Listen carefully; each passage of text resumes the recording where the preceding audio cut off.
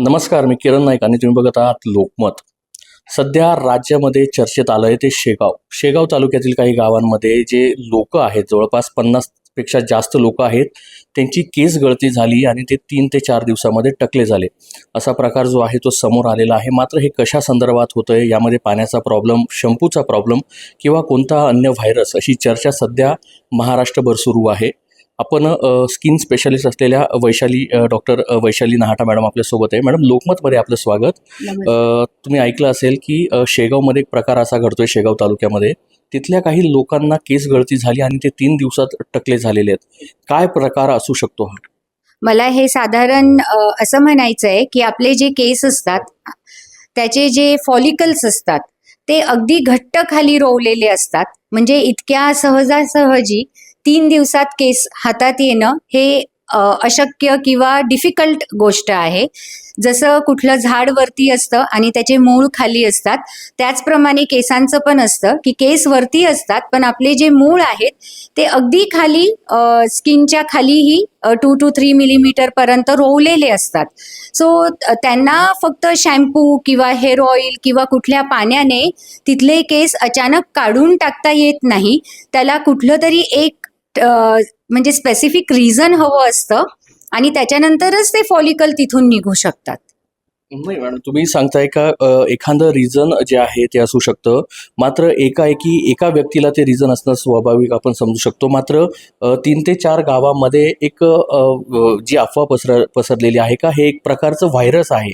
तर तुमच्या क्षेत्रामध्ये किंवा तुम्ही तज्ज्ञ आहात, तुम्हाला काय वाटतं की हा कोणत्या प्रकारचा आजार असावा किंवा कोणत्या प्रकारचं हे साईड इफेक्ट असावं किंवा काय ह्याच्यातमध्ये काय रिझन असू शकतं? ओके. कुठल्याही व्हायरसने अगोदर त्या व्यक्तीला ताप येईल किंवा अजून काही साइन्स अँड सिम्पटम्स येतील आणि मग केस गळतील.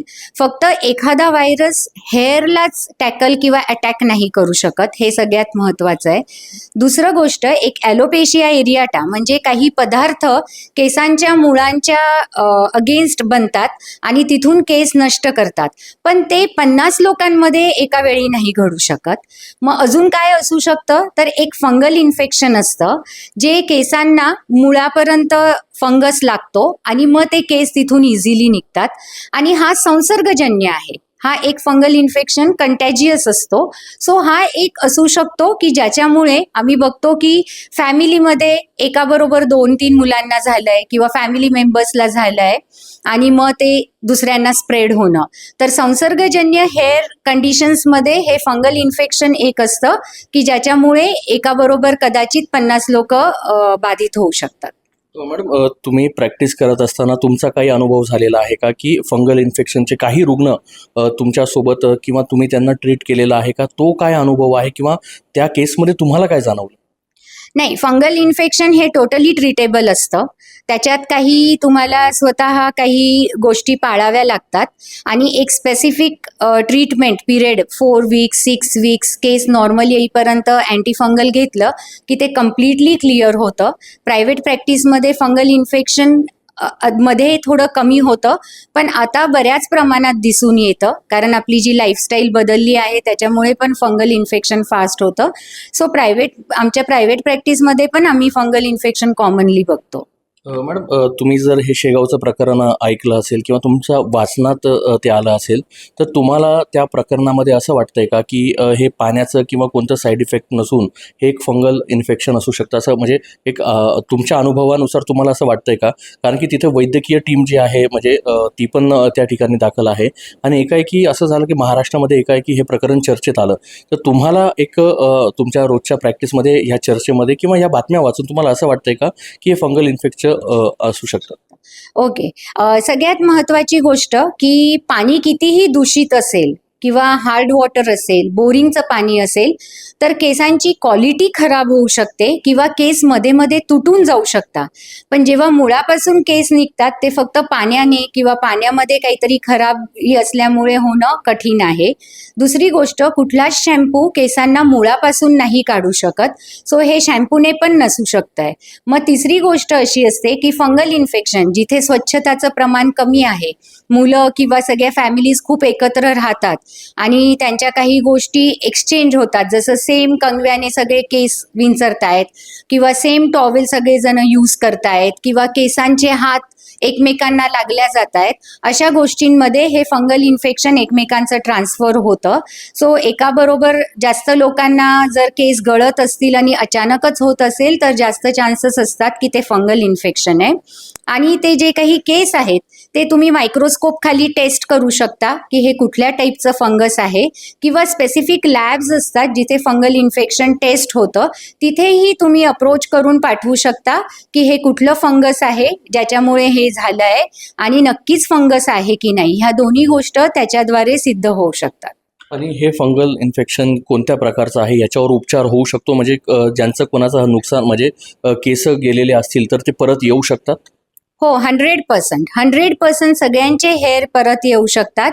आणि काही प्रिकॉशन्स म्हणजे तुम्ही केसांमध्ये हात घालून ते केस परत दुसऱ्यांना, ते हात परत दुसऱ्यांना टच नाही करायचे, हात स्वच्छ धुतले गेले पाहिजे, तुमचा कंगवा कम्प्लिटली सेपरेट ठेवायचा, किंवा ज्या न्हावीकडे तुम्ही जातायत केस कटिंगला किंवा ते जे काही इक्विपमेंट्स यूज करतात त्यांना पूर्ण क्लीन करून मग दुसऱ्या लोकांचं परत हेअर कट करायला घेतलं पाहिजे.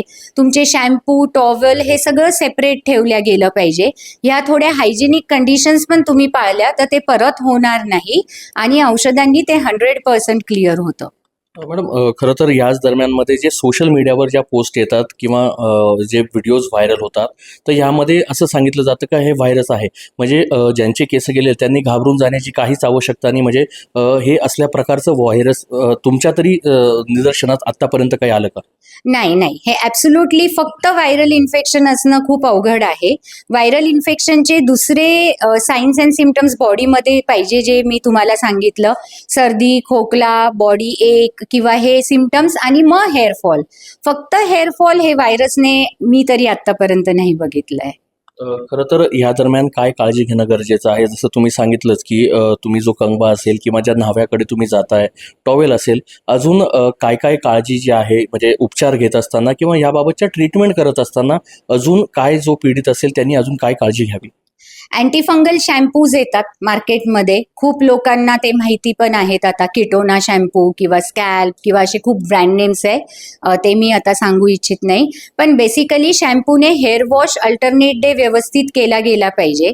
आणि पर्टिक्युलरली स्किनचे डॉक्टर असतील तिथे तर जाऊन त्यांच्याकडनं अँटीफंगल ओरल म्हणजे पोटातनं पण अँटीफंगलचे औषधं घेतले गेले पाहिजे.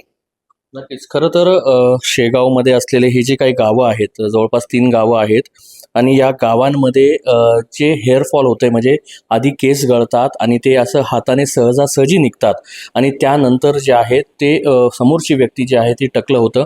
मात्र हा कोणत्याही प्रकारचा व्हायरस नसून नागरिकांनी खरं तर घाबरण्याची आवश्यकता नाही आहे. याच्यावर फंगल इन्फेक्शनवर एक आजार असू शकतो आणि ह्या आजारावर उपचार देखील होतो. यासाठी जे पीडित असतील किंवा ज्यांची केस गळालेले असतील किंवा त्या गावातील नागरिकांनी खरं तर काळजी घेणं गरजेचं आहे. यामध्ये तुम्ही स्वतःचा टॉवेल स्वतः वापरा, जो तुम्ही कंगवा वापरत असाल तो तुम्ही स्वतःचा वापरायचा, दुसऱ्याचा कंगवा वापरायचा नाही. आणि यासोबतच जी वेगवेगळी काळजी आहे ती घेण्याचं आव्हान देखील जे तज्ज्ञ आहेत डॉक्टर वैशाली नाहटा त्यांनी सांगितलेलं आहे. मात्र ह्या दरम्यान आपण देखील काळजी घेणं तेवढीच गरजेचं आहे. त्याचं कारण असं आहे का सोशल मीडियावर पसरवणाऱ्या या बातम्यांवर तुम्ही विश्वास ठेवू नका, प्रशासनाला सहकार्य करा आणि हे कोणत्याही प्रकारचं जे आहे ते व्हायरस नाही आहे, हा एक आजार आहे आणि हा आजार पूर्णपणे बरा होतो. त्यामुळे तुम्ही तज्ज्ञ डॉक्टरांचा सल्ला घ्या आणि ह्या अफवांपासून वाचा, असं आवाहन देखील आता तज्ज्ञ करू लागले आहेत. या व्हिडिओबद्दल आपलं मत कमेंट बॉक्समध्ये नक्की व्यक्त करा. असेच नवनवीन माहितीपर व्हिडिओ पाहण्यासाठी लोकमतला लाईक आणि फॉलो करायला विसरू नका. मी किरण नाईक, लोकमत.com साठी, नाशिक.